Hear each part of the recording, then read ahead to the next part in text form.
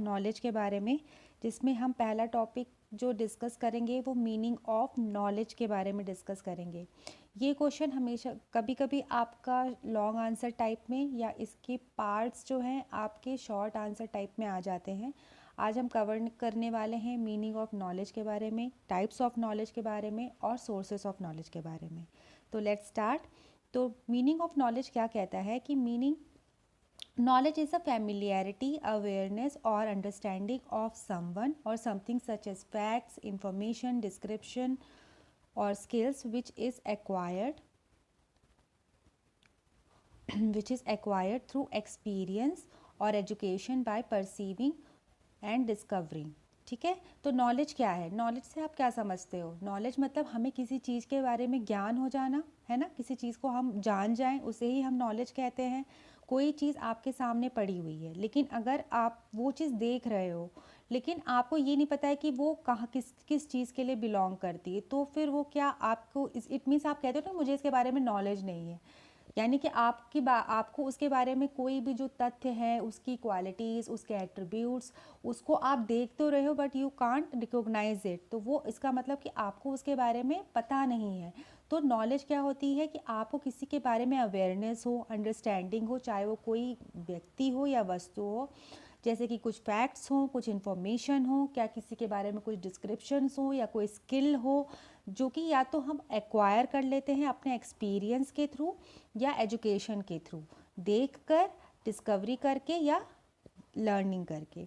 ठीक है, knowledge is organised information, skill and understanding. Knowledge क्या है? एक ऑर्गेनाइज्ड इंफॉर्मेशन है। आपने किसी भी चीज़ को देखा, ठीक है, कोई भी डेटा है, ठीक है, जैसे कंप्यूटर पे भी हम पढ़ते हैं कि कोई डेटा होता है, फिर जब वो प्रोसेस होता है उसके बाद वो एक पर्टिकुलर इन्फॉर्मेशन हो जाती है, फिर उसके बाद वो नॉलेज बनती है। जब हम उस इन्फॉर्मेशन को पढ़ते हैं और उसे समझते हैं तब वो नॉलेज बन जाती है, और उस नॉलेज को जब हम अप्लाई करते हैं तो वो विजडम बन जाती है। ठीक है, तो नॉलेज क्या है? एक ऑर्गेनाइज्ड इन्फॉर्मेशन है, वो स्किल है जो, और आपकी समझ है जिसको आप एक्वायर करते हो, यानी कि कोई चीज़ ऐसे टुकड़ों में पड़ी हुई है कि ये कॉर्नर है, ये साइड है, ये एक फेस है, लेकिन उसको आपने जब स्ट्रक्चर्ड कर दिया, यानी ये जब सारी चीज़ें मिल गई कि 4 साइड्स हैं, 4 कॉर्नर्स हैं, इसकी फेजेस हैं, तो आप रिकॉग्नाइज कर सकते हो कि वो चीज़ क्या है? एक स्क्वायर है। ठीक है, ये स्ट्रक्चर्ड चीज़ है कि भाई ये आपने एट्रीब्यूट्स डिसाइड कर लिए कि ये ऐसे है, ये साइड है, ये साइड्स हैं, ये आपका क्या है, ये वर्टेक्स है, ये साइड्स हैं। ठीक है, ये इन सबको मिला के जब एक ऑर्गेनाइज चीज़ हुई तो आपको पता चला कि वो स्क्वायर होता है। ठीक है, तो डेटा क्या है? डेटा जो आपको पता होता है, जब वो प्रोसेस करने के बाद कोई इन्फॉर्मेशन बनती है, कोई इन्फॉर्मेशन बनती है, फिर उसके बाद वो कन्वर्ट होती है। जब उस इन्फॉर्मेशन और फैक्ट को आप परसीव करते हो तो वो आपके नॉलेज आपके पास में आती है, और उसको जब आप अप्लाई करते हो तो वो आपके लिए एक विजडम बनती है। ठीक है, जैसे आपने पढ़ाई कर ली, आपको पता है कि ये एमएड का कोर्स है या बीएड का कोर्स है, आपने उस चीज़ को पढ़ा, वो आपको एक इन्फॉर्मेशन डेटा मिली कि भाई इस कॉलेज से होता है। ठीक है, फिर इस इन्फॉर्मेशन को आपने एक्वायर किया, उस इन्फॉर्मेशन को आपने समझा और आपने बीएड के हर कोर्स को पढ़ा, उससे इन्फॉर्मेशन पढ़ी कि भाई इसमें ये सब्जेक्ट होता है, ये पर्टिकुलर सब्जेक्ट होता है, फिर एग्ज़ाम दिया, एग्ज़ाम देने के बाद आप उसको पास कर गए तो फिर वो नॉलेज में कन्वर्ट हो गया। फिर उसके बाद कल को जाके आप जब पढ़ा रहे हो, उससे आपकी अर्निंग हो रही है, लाइवलीहुड आप कर रहे हो, तो वो आपके लिए एक विजडम है। ठीक है, नॉलेज, ठीक है, हमने ये चीज़ पढ़ी। फिर कुछ डेफिनीशंस हैं जो आपको आपके क्वेश्चन पेपर जब भी आता है तो जब आप कुछ डेफिनीशंस एक दो जो नॉर्मल होती हैं वो ज़रूर ऐड करना चाहिए, जिससे आपके मार्क्स अच्छे मिलते हैं।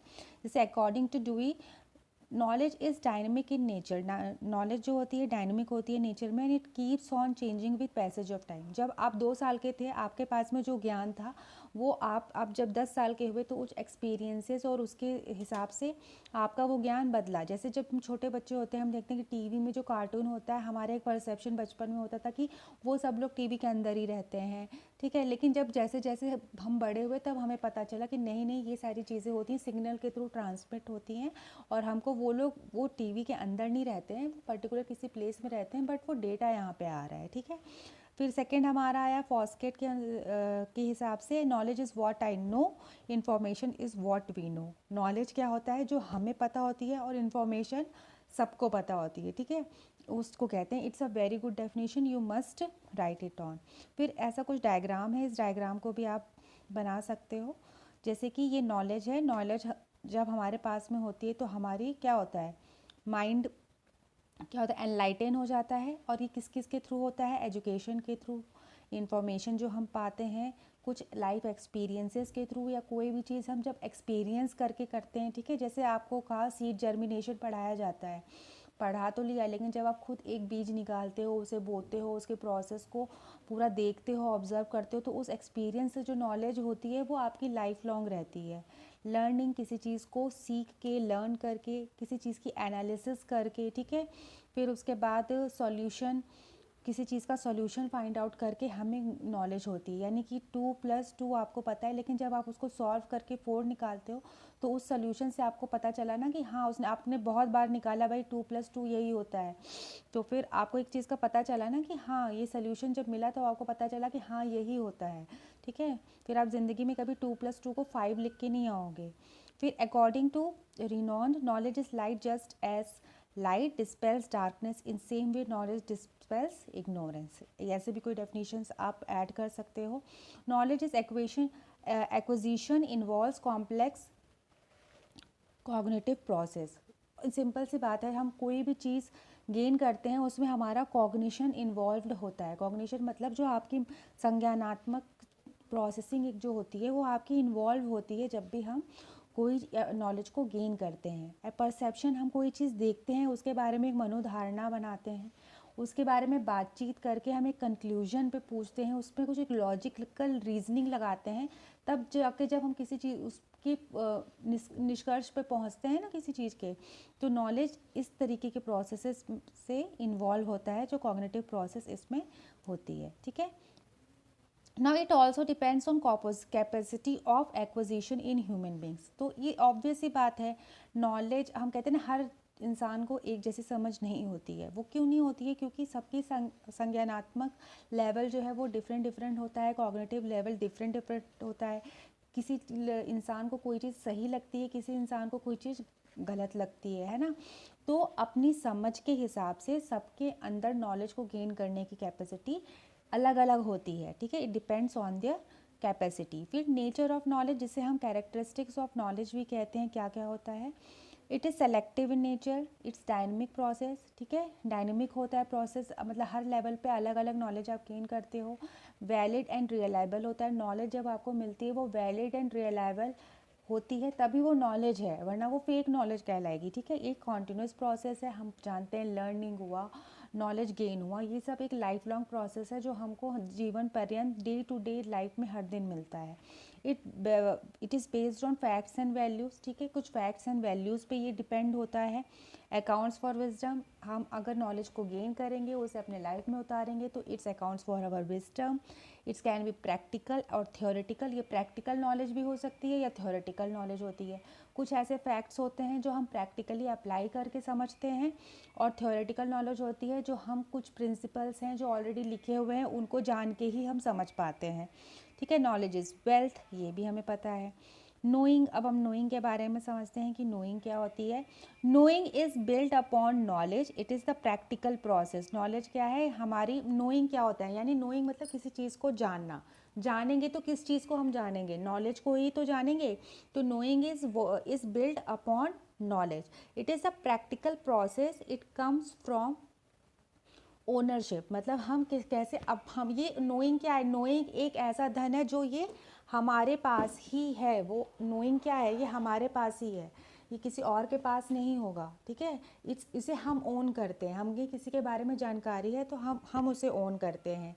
Bring the knowledge in reality और being that knowledge so that you are living that particular knowledge, not just part of your memory. मतलब आपने, नॉलेज क्या चीज़ है कि आप किसी चीज़ को इस तरीके से नहीं है कि सिर्फ आपने उसको जानते हो, वो सिर्फ आपके मेमोरी में, उसका आप पर्टिकुलर नॉलेज को आप अप्लाई भी कर रहे हो। It is also considered, it arises from with in, ये हमारे अंदर से अराइज होती है। And it is intrinsic in nature, intrinsic nature क्या होता है, जो हमारे अंदर से आता है, ठीक है। एंड डेफिनेशन, डिक्शनरी के अकॉर्डिंग जो हमारी डेफिनेशन है होगी हमारी, एक मिनट वो हमारी होगी, नोइंग इज़ हैविंग और रिफ्लेक्टिंग नॉलेज। नोइंग क्या है कि आपके पास में वो नॉलेज है और आप उस पर रिफ्लेक्ट कर सकते हो। फिर हमारा आता है types of knowledge. Types of knowledge हमारी होती है, प्रायरी नॉलेज होती है, ठीक है, यहाँ पे शो नहीं हो रहा है but it is priori knowledge, PRIORI,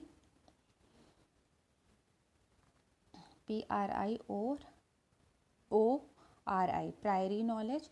फिर empirical knowledge, intuitive knowledge, revealed knowledge, authoritative knowledge, rational knowledge and scientific knowledge. फिर उसके बाद the information that teacher teach and students are expected to learn in given subject. मतलब information क्या है जो teacher पढ़ाता है और बच्चे के अंदर वो क्षमता होती है या एक्सपेक्टेशन होती है कि वो उसको पूरी तरीके से समझ ले, उसको, और वो गेन करने के बाद आपकी नॉलेज बन जाती है, ठीक है। फिर उसके बाद सोर्सेज ऑफ नॉलेज हमारे क्या हैं। Knowledge is the information, understanding and awareness that an individual possesses about particular subject. Knowledge क्या है, एक ऐसी इंफॉर्मेशन है, अंडरस्टैंडिंग है या अवेयरनेस है जो कि कोई भी इंडिविजुअल किसी पर्टिकुलर सब्जेक्ट के बारे में रखता है, ठीक है। अगर आप कहते हो कि मुझे फ़िज़िक्स आती है, तो फिज़िक्स के जितने भी थ्योरम्स हैं, थ्योरीज़ एंड थ्योरम्स बोथ आपको आते होंगे, तो ही आप कहोगे ना कि हाँ मुझे उसके बारे में पता है, उसकी एक नॉलेज होगी। तो knowledge can be acquired from various sources. Knowledge को गेन करने के लिए बहुत सारे सोर्सेज होते हैं। सम of them mentioned below.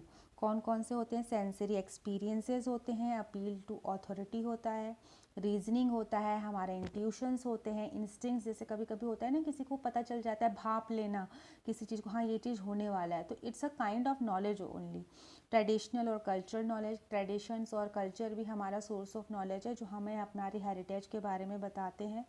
Media and internet, education, ठीक है। और कुछ इंडक्टिव एंड डिडक्टिव मेथड भी होते हैं जिसके थ्रू हम नॉलेज को गेन करते हैं। अब ये हम समझते हैं कि आपका इम्पॉर्टेंट पॉइंट है इंडक्टिव और डिडक्टिव वाला, क्योंकि ये आपके ये अगर आपको क्लियर होगा तो आपके सीटेट के एग्ज़ाम्स में भी बहुत आता है। तो इंडक्टिव मेथड क्या होता है, इंडक्टिव से आप याद रखना IN, तो ये आपका इंक्वायरी हो गया, ठीक है। इंक्वायरी किस में हम करते हैं, जिसमें बच्चा मतलब चाइल्ड सेंटर्ड एजुकेशन जिसमें होती है, जिसमें बच्चे खुद से एक्सप्लोर करते हैं, खुद से चीज़ों को जानते हैं और उसके बाद किसी निष्कर्ष पे पहुंचते हैं। तो इंडक्टिव मेथड क्या होता है, we proceed from concrete to abstract. जैसे हमें शेप्स पढ़ाना है तो पहले हमने बच्चों को कुछ शेप्स दे दिए, वो हाथों से छू रहे हैं, उसे एक्सप्लोर कर रहे हैं, देन उससे हम क्वेश्चन, ओपन एंडेड क्वेश्चन करके कुछ पूछ के तब हमें उन्हें बताते कि अच्छा ये इसके 4 साइड्स हैं, इक्वल हैं, then it is a square. Deductive method में क्या होता है आपका कि ये अननोन से नोन की तरफ जाता है। पहले हम रूल बताते हैं, फिर कुछ एग्जांपल्स बताते हैं कि 2+2 होता है, ये हमने पहले बता दिया, फिर हमने कुछ A+B=, समथिंग हमने बता दिया, फिर उसके बाद हम उसके बाद उसको एग्जांपल्स करा रहे हैं। तो ये कुछ है, जैसे ये नोन टू अननोन जाता है, इसमें हम एग्जांपल्स देते हैं पहले, फिर रूल की तरफ जाते हैं इंडक्टिव मेथड में। ये बॉटम अप अप्रोच भी कहलाता है और इसे स्पेसिफिक टू जनरल है। ये टर्मिनोलॉजीज़ मैंने इसलिए लिखी हैं क्योंकि आप इसे अपने एग्ज़ाम्स में तो मेंशन कर ही सकते हो, साथ ही साथ ये सीटेट में अगर कहीं पूछा जाए ना ये टर्मिनोलॉजी, तो आप फाइंड आउट कर सकते हो कि नोन टू अननोन जो प्रोसेस जाती है वो कौन सा मेथड होती है, इंडक्टिव या deductive, then you can identify it, okay, that's why. फिर जैसे हमें एग्जांपल लेती हूँ कि जैसे आपको टीचर को नाउन पढ़ाना है, फॉर एन एग्जांपल, तो वो बच्चों से पहले पूछ रही है tell me your name, what is the name of your pet, and after asking this teacher tells about what they are called. मतलब इन्हें तब वो कैटेगराइज कर रही है कि इन्हें कहते क्या है। अच्छा ये जो सारे होते हैं वो नाउन होते हैं। फिर उसके बाद अगर डॉग है तो वो कॉमन नाउन में आएगा, अगर पेट का पर्टिकुलर कोई नेम है लाइक जैक तो वो आपका प्रॉपर नाउन में आएगा। डिडक्टिव मेथड में क्या होगा कि टीचर पहले पूरी डेफिनेशन बता देगी, कुछ एग्जांपल्स बता देगी, फिर उसके बाद उसने पूछा कि अच्छा आपका नाम है तो क्या नाउन है, then it is called deductive. पहले रूल बताया एंड देन द एग्जांपल। फिर हमने जो वो पढ़ा था कि हमारे नॉलेज हम कहाँ कहाँ से गेन करते हैं, उसका डिस्क्रिप्टिव पार्ट भी मेरे पास में, ताकि आप अपने लॉन्ग आंसर टाइप क्वेश्चन में इस चीज़ को लिख सको। तो बीएड के बच्चों के साथ साथ ये क्वेश्चन जो है आपका एमएड के बच्चों के लिए भी इम्पॉर्टेंट है, so you can also consider it.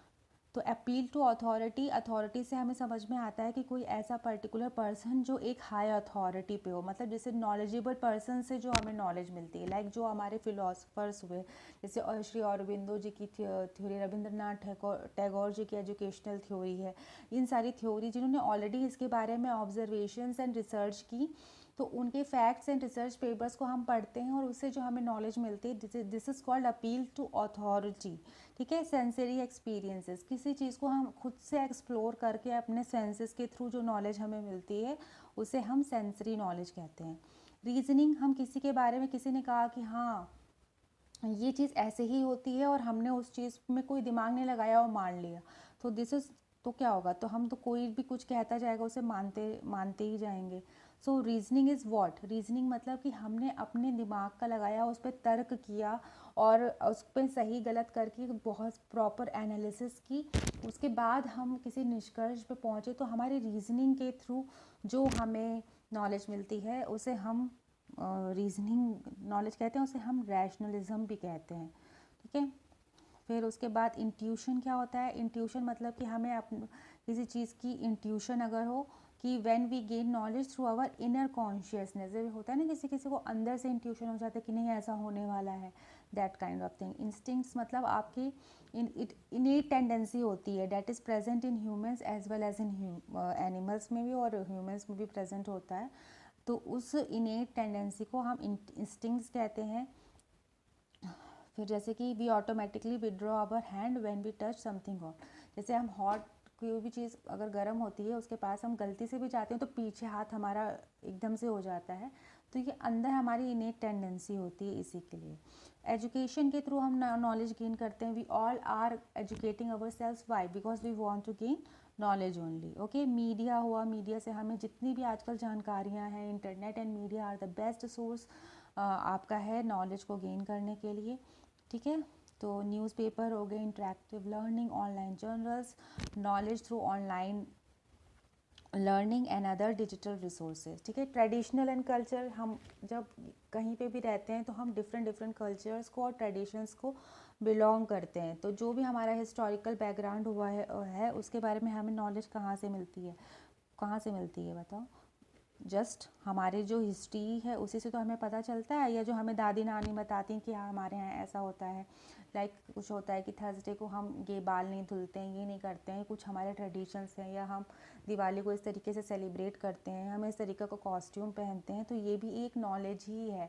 Knowledge is not about the bookish knowledge, it is the holistic development of the person that is considered while you are gaining the knowledge. That's why so traditional and cultural knowledge is also important for a person to be uh, developed in a holistic manner. That's why तो traditional और cultural knowledge भी होती है। So that's it for today.